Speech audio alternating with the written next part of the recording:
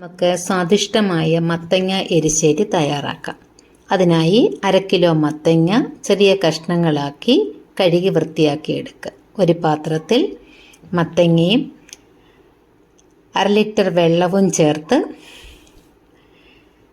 അതിലേക്ക് 1/4 ടീസ്പൂൺ മഞ്ഞൾപ്പൊടി, 1 ടീസ്പൂൺ മുളക് പൊടി, ആവശ്യത്തിന് ഉപ്പ് എന്നിവ ചേർത്ത് നന്നായി വേവിച്ചെടുക്കുക.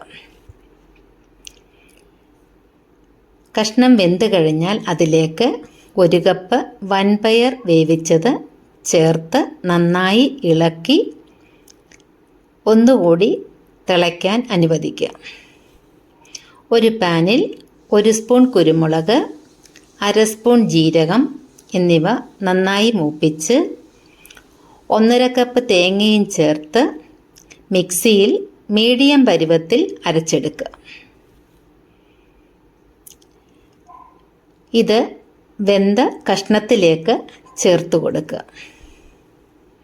നന്നായി ഇളക്കി വെക്കുക. അതിനുശേഷം ഒരു പാനിൽ 1 സ്പൂൺ വെളിച്ചെണ്ണയും കടുക്, വറ്റൽമുളക്, 5 സ്പൂൺ തേങ്ങ തിരുമ്മിയതും ചേർത്ത് അല്പം മഞ്ഞൾപ്പൊടിയും ഇട്ട് നന്നായി ബ്രൗൺ നിറമാകുന്നത് വരെ മൂപ്പിക്കുക. ഇത് വെന്തിരിക്കുന്ന കഷ്ണത്തിലേക്ക് ചേർത്ത് നന്നായി ഇളക്കുക. കറിവേപ്പിലയും ചേർത്ത് സ്വാദിഷ്ടമായ മത്തങ്ങ എരിശ്ശേരി തയ്യാറാക്കാം.